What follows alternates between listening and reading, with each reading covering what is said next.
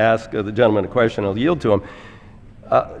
Your assertion is that Mexico asked the government of the United States to include a waiver of our financial services reform provisions in Section 105 in this agreement, and the Obama administration didn't agree to that, but Mexico signed the agreement anyway, and now you're trying to help out the government of Mexico to get something that you claim they wanted but didn't get from this administration. Is that correct?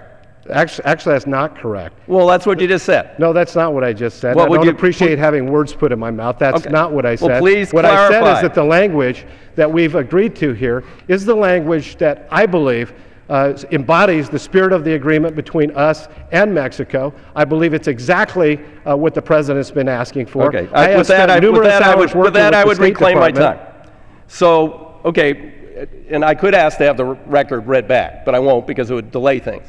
But you said this is what Mexico wanted. You did say that just before as you spoke. Now you're saying you believe that this is reflecting the spirit of the agreement. Now, I will accept that. You believe that changing the agreement by waiving our financial services law is in the spirit of the agreement. I don't believe that. Maxine Waters, who serves on the Committee Financial Services, doesn't agree with that. And unfortunately, the President of the United States doesn't agree with that, so this bill is going nowhere. It's not going to get out of the Senate. They have a bipartisan bill over there that doesn't waive Dodd-Frank, that they could pass by unanimous consent. We could be done with this. But no, we're not going to do that. We're going to play games. So here's what the President said, and he's got something to say about this in the end. He really does. The administration cannot support H.R. 1613 as reported by the House Committee on Natural Resources because of the unnecessary, extraneous provisions that seriously detract from the bill.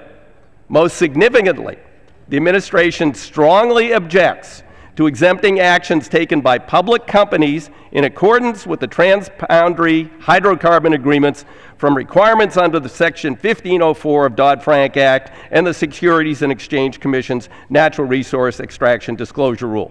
As a practical matter, this provision would waive the requirement for the disclosure of any payments made by resource extraction companies to the United States or foreign governments in accordance with transboundary hydrocarbon agreements. The provision directly and negatively impacts U.S. efforts to increase transparency and accountability, particularly in the oil and gas and minerals sector.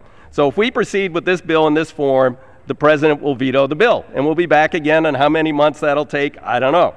To assert that somehow Mexico wanted this or the administration wanted it and they just kind of forgot to put it in the agreement and now we're helping them out even though the administration says they don't want it, and I don't know what the government of Mexico says.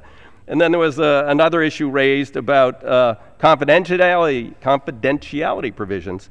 And in fact, the SEC has more than adequate capabilities to do general exemptions in sections 12H and 36 of the Securities Exchange Act. It could issue exemptions from this disclosure requirement under this authority should it be warranted. In fact, the SEC today confirmed with us that there is nothing that would prevent the SEC from issuing exemptions should they be warranted.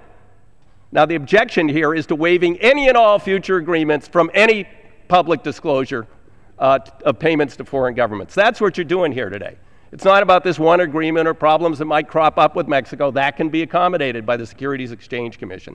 It's about doing away with a critical section of Dodd-Frank. And if you want to do that, why not bring it up in the Financial Services Committee, have a hearing, have a debate, send us a bill, and repeal it. But don't try and do it in the dark of night to try and, in the hope that if you attach it to this agreement, which we all agree should be entered into, Mexico wants, the U.S. wants, you're doing anybody a favor.